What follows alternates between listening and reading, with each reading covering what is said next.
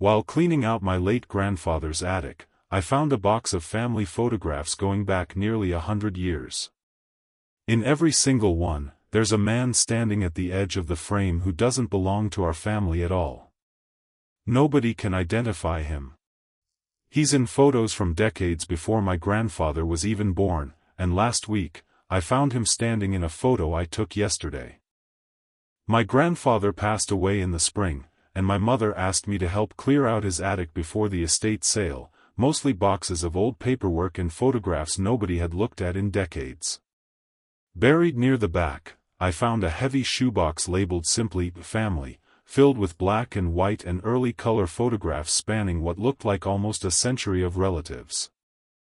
I brought the box downstairs and spent an evening sorting through it with my mother, both of us pointing out relatives we recognized, laughing at old fashions and awkward poses. About halfway through the box, my mother went quiet, staring at one particular photo from what looked like the 1930s, a large family gathering outside a farmhouse none of us recognized. Standing at the very edge of the group, slightly separate from everyone else, was a tall man in a dark coat, unsmiling, staring directly at the camera in a way that felt oddly deliberate compared to the relaxed, candid poses of everyone around him. Neither of us recognized him. Going through the rest, we assumed at first he was simply a family friend or distant relative whose identity had been lost over time, common enough in old photo collections passed down through generations. But as we continued through the box, we noticed him again, in a photo from what looked like the 1950s, a completely different family gathering, different clothing, different location entirely, yet the same man, same dark coat, same unsmiling expression, standing at the edge of the frame. He looked identical in both photos, despite them being separated by roughly 20 years. Not aged, not changed in any visible way, simply present, at the edge, watching. We found him a third time in a photo from the 1970s, then again in one from the 1990s, always at the edge, always unsmiling, always wearing that same dark coat regardless of the decade or the season visible in everyone else's clothing. My mother, increasingly unsettled, called two of her cousins to ask if they recognized him from any family stories.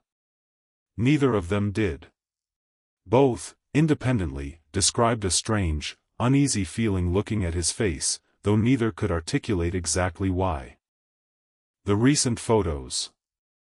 Near the bottom of the box, we found more recent photographs, clearly taken sometime in my own childhood, my 10th birthday party, based on the visible cake and decorations, a photo I vaguely remembered being taken.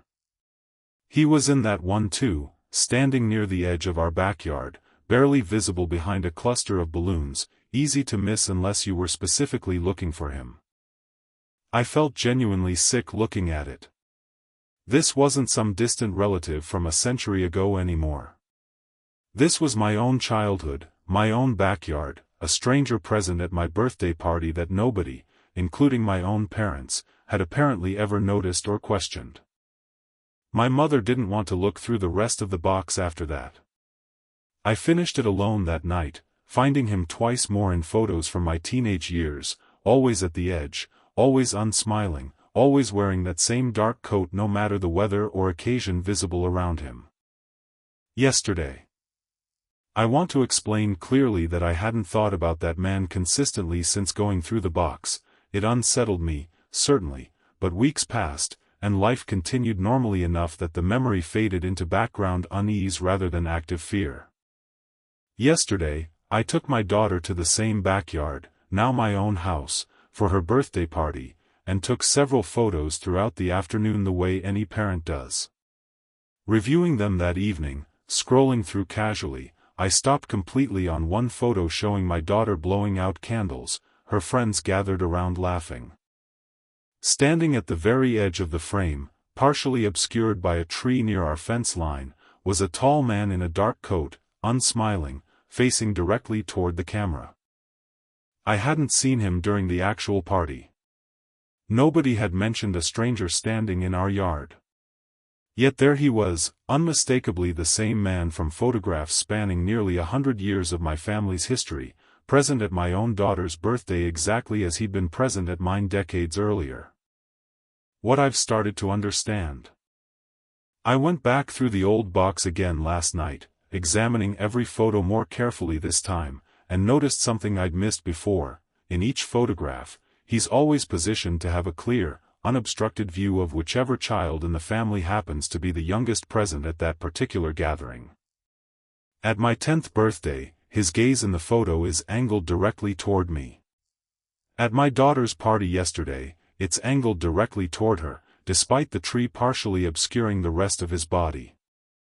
I don't know what that means, exactly, and I've been afraid to research it too deeply, worried about what I might find if I look too hard for an explanation I'm not prepared to actually receive.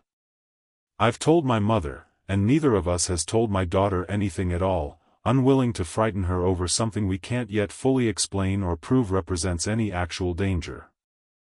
I've started watching our family gatherings more carefully now, scanning the edges of every room, every yard, every group photo before I even take it, dreading and half expecting to eventually catch him standing there in person rather than only appearing afterward in the photographs themselves.